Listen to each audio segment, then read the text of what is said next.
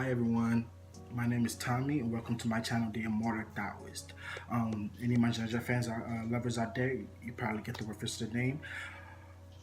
I noticed there's a lot more translated works out there, and there's a lot more stories, a lot more websites, a lot more movies, animes, a lot more stuff, content about Xianxia that's just been out there lately, and it's growing in popularity not just in the West, but globally as well. And I decided, well, I might as well make a channel just review stuff and just give recommendations to anybody who's out there is interested and we just want to someone's perspective, because I do read a lot of Zenja works and I have a lot of knowledge about this, so I just figured I'd just share it with anybody who's interested in finding out. So to anybody who's new to get into Zenja works, there are a lot of books, and a lot of books, and it can be hard to know where to start. And I'm making another video to help you out with that. But right now, I just want to get into the background of Xianxia. Where really is it? Why is it so popular? Why are people reading it so much? Why is it so addicting? Right?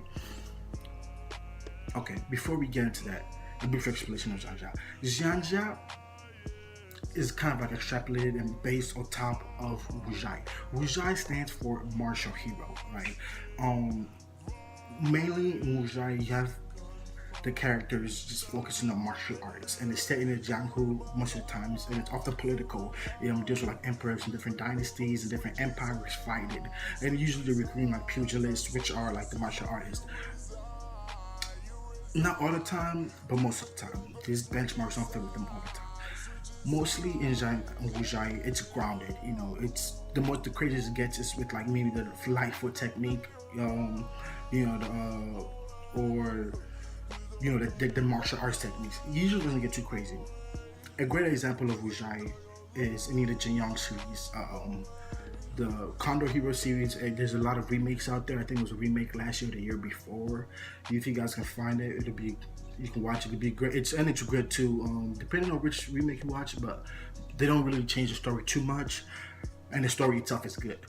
And it gives you guys a great understanding of Wuzhai, if anybody who doesn't really know too much. But Xianxia stands for Immortal Hero, and it's Wuzhai times a million. Literally, it gets crazy.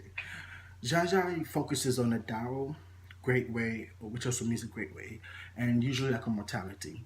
And it has martial arts, but the main purpose of the characters in Xianxia is usually to reach the peak of cultivation and understand the universe, understand the great way, understand what makes the whole universe tick. And usually by the time they get there, they have like universe shattering powers where they can like brief segue, stellar transformations. Once the main character usually has actually has like a universe inside his body. I mean, yeah, it's like a tunnel that leads to another universe that he created, but still, it's inside his body. He has a universe inside his body. You know what I'm saying? And not every character in every novel is like that. That one is just, but like okay, Coiling Dragon, Panlong, Ling it also gets to the point where he makes his own universe. I shall share the heavens. Mang Hao gets to the point where he can break away and fight off. I don't want to give too many spoilers. Or heaven. I mean, I don't want to give too many spoilers. But my point is, the characters do great things, great amazing things, and by that's why they cultivate. Usually they drawing the energy of the world. They form a national core. They go. We'll get into all that later. I get ahead of myself, but let's focus on the background of Xianxia right now. Okay. But usually, like I was saying, some tropes of Xianxia is usually spells, you see flying, there's other dimensions, there's gargantuan planets, like in stellar transformations, for example. You have a planet that's the size of like 100 times that of our sun. It's huge and insane. You have mythical creatures, Tao Tees, the killings, dragons, phoenixes. You have a whole lot of mythical creatures, and it's usually inspired by Taoism. So you see a lot of signs, seals when you're fighting. You'll see, oh, this character made a seal, and he summoned this, so he made a seal. It's kind of like Naruto, not completely, because I'm not exactly sure what inspired. I think Naruto was also inspired by some Buddhist seals and stuff, but it's kind of like that. Just because I'm not making gang signs, it's just what I imagine some seals are. You can use YouTube and see some Daoist seals and Buddhist seals just to give you guys a brief example after this video, of course. But okay, there's other subgenres and other subcategories of Xianxia. Like Juan is a great example. It's usually like Eastern, more like Perfect World. Is a novel, and I believe it's a great example of Juan. But we'll tag on that later. Xianxia, like I was saying, is getting popular. I believe because of the variety. The variety in what you get. Each novel is kind of different. It's a different universe. You know what I mean? It's most of the times each novel has nothing to do with Earth or our Earth. It's literally a completely different world, completely different continents. Everything is different, and also the extremes. Extremes, like I was saying, the sizes, your techniques, and your personalities. Depending on which novel you read, because some have like repetitive characters, but most of the personalities, in the good novels, the personalities stand out. And also, I believe it's the how it's released, how the chapters are usually released.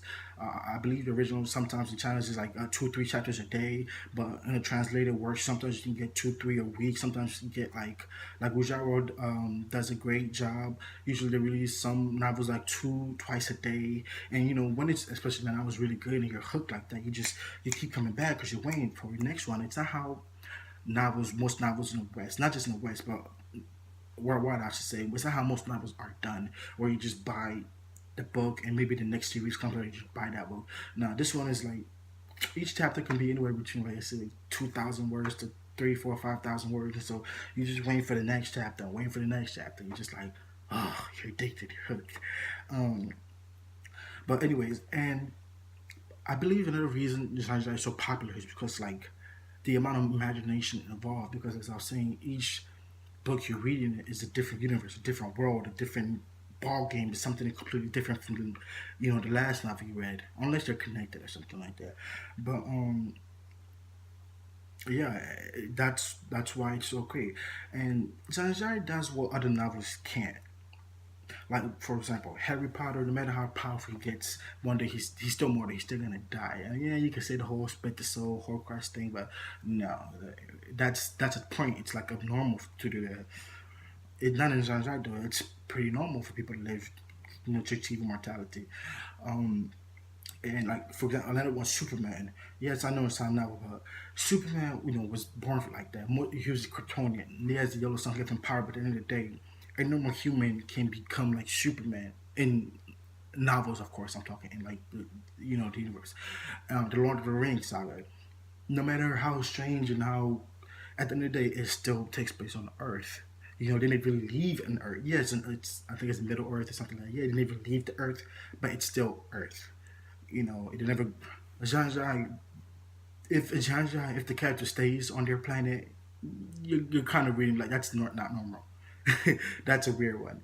Most some point in time, their characters are going to leave that planet, go to a different dimension, travel somewhere else except your planet. You know, um, and one thing that draws people to genre, I believe, is that yeah, anyone can cultivate. And we'll really get into cultivation in another video. I'm making a video to break it down, but anyone can pretty much cultivate. There are different speeds and stuff, and some people have more talented and less talented, but depending on your legacy, on whatever you release, you get, anyone can pretty much become a god with hard work. And Jean Jean was essentially, because I was saying, King Yu in the Stellar Transformations, he makes his own universe.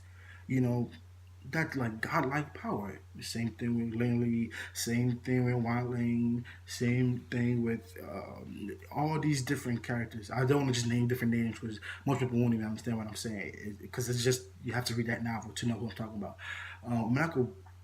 I'll make recommendations in the next video, just posting some stuff in there so you guys can check it out and just maybe dive into it. But essentially, just to wrap up the video, Xianxia is a whole new world. It's a whole new rules. Anything is possible in Xianxia. That's why it's so popular. That's why people like it, and that's why it's so addictive because you never know what you're gonna get. Okay. Once again, guys, I'm Tommy. Thank you guys for checking my video out. Please like and subscribe. Subscribe to my Instagram page, my Twitter page. I'm gonna give you guys more information, more content. Okay, just check out my other videos. All right, keep your alerts on, and comment and let me guys know what you think. Anything you think I should have done better, what you guys would like me to focus on next video. All right, and what you guys want me to make a video about. All right, just share your thoughts. All right, have a wonderful day, guys. Check out my next video.